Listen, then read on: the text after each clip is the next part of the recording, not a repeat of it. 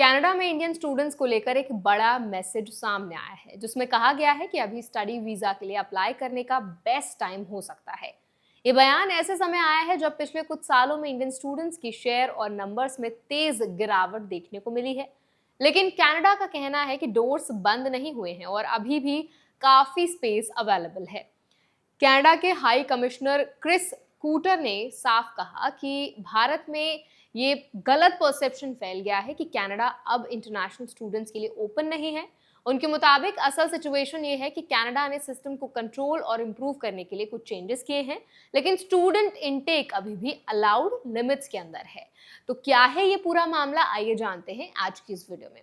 हाय, मेरा नाम है वर्षा दुबे और आप मुझे देख रहे हैं एनबीटी टेक एड पर। तो देखिए, इस पूरे इशू को समझने के लिए नंबर्स को देखना बहुत जरूरी है।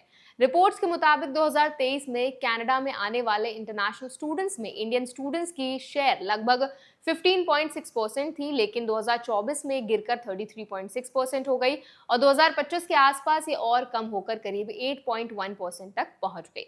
यानी एंट्री तो हो रही है, लेकिन वॉल्यूम पहले जैसा नहीं रहा। कनाडा सरकार ने इसके पीछे कई रीजंस बताए हैं। सबसे बड़ा रीजन हाउसिंग शॉर्टेज यानी घरों की कमी है और दूसरा कुछ कॉलेजेस की क्वालिटी को लेकर कंसर्न्स थे। इसी वजह से गवर्नमेंट ने इंटरनेशनल स्टूडेंट्स के लिए कैप यानी लिमिट लागू किया और सिस्टम को रेगुलेट करना शुरू किया। इस कैप सिस्टम के तहत कनाडा हर साल ये तय करता है कि कितने स्टडी परमिट्स जारी किए जाएंगे। इसके साथ ही फाइनेंशियल प्रूफ की रिक्वायरमेंट्स भी बढ़ाई गई हैं और एक्सेप्टेंस लेटर्स की स्ट्रिक्ट चेकिंग शुरू की गई है ताकि फ्रॉड केसेस कम हो। लेकिन यहाँ सबसे इंपॉर्टेंट बात यह है कि हाई कमिश्नर के अनुसार कनाडा अभी भी अपनी अलाउड कैप को पूरी तरह फिल नहीं कर पाया है, यानी सीट्स और परमिट्स अभी भी अवेलेबल हैं। इसी वजह से उन्होंने कहा कि इंडियन स्टूडेंट्स के लिए ये अप्लाई करने का बेस्ट टाइम हो सकता है, क्योंकि कंपटीशन तो है लेकिन स्पेस अभी मौजूद है। अब इंडियन स्टूडेंट्स के पर्सपेक्टिव से इसका मतलब क्या निकलता है, ये समझना जरूरी है। इसका सीधा मतलब यह है कि कनाडा ने डोर्स बंद नहीं किए हैं, बल्कि प्रोसेस को ज्यादा स्ट्रक्चर्ड और रेगुलेटेड बना दिया है। यानी अब सिलेक्शन ज्यादा डॉक्यूमेंटेशन, फाइनेंशियल प्रूफ और जेन्युइन इंटेंट पर डिपेंड करता है।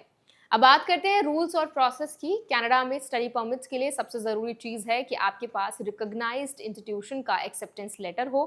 उसके बाद आपको ये दिखाना होता है कि आपके पास ट्यूशन फीस, लिविंग एक्सपेंसेस और रिटर्न ट्रैवल के लिए इनफ फंड्स हैं। इसके अलावा इमिग्रेशन ऑफिसर ये भी चेक करता है कि आपका स्टडी पर्पस जेन्युइन है और आप कोर्स कंप्लीट करने के बाद रूल्स फॉलो करेंगे। इंडियन एप्लीकेंट्स के लिए एक और इम्पॉर्टेंट बात यह है कि वीजा प्रोसेसिंग में कभी कभी डिले और इनकंसिस्टेंसी की शिकायतें आती रही हैं। खुद कैनेडियन ऑफिशियल्स ने माना है कि सिस्टम हमेशा स्मूथ नहीं रहा, लेकिन इसे इम्प्रूव करने की कोशिश चल रही है ताकि प्रोसेसिंग फास्टर और मोर ट्रांसपेरेंट हो सके। एक और इम्पॉर्टेंट एंगल ये है कि कनाडा ने फ्रॉड कॉलेजेस और फेक एडमिशन प्रैक्टिसेस पर भी सख्ती बढ़ाई है। इसका फायदा उन स्टूडेंट्स को होगा जो जेन्युइनली स्टडी करना चाहते हैं, क्योंकि सिस्टम अब ज्यादा वेरीफाइड इंस्टीट्यूशंस और रियल एप्लीकेशंस पर फोकस कर रहा है। इंडियन स्टूडेंट्स के लिए प्रैक्टिकल एडवाइस ये है कि किसी भी एजेंसी या शॉर्टकट पर भरोसा करने से पहले ऑफिशियल यूनिवर्सिटी लिस्ट और आईआरसीसी गाइडलाइंस को जरूर चेक करें। सही डॉक्यूमेंट, स्ट्रॉन्ग फाइनेंशियल प्रूफ और क्लियर स्टडी प्लान अब पहले से ज्यादा इंपॉर्टेंट हो गए हैं। इस पूरे सिनेरियो से एक बात साफ होती है कि कनाडा अभी भी इंडियन स्टूडेंट्स के लिए एक मेजर डेस्टिनेशन बना हुआ है, लेकिन अब एंट्री इजी वॉल्यूम वाली नहीं रही, क्योंकि स्ट्रक्चर्ड एंड वेरीफाइड प्रोसेस वाली हो गई है। यानी अपॉर्चुनिटी अभी भी है, लेकिन प्रेपरेशन और डॉक्यूमेंटेशन पहले से ज्यादा स्ट्रॉन्ग होना जरूरी है।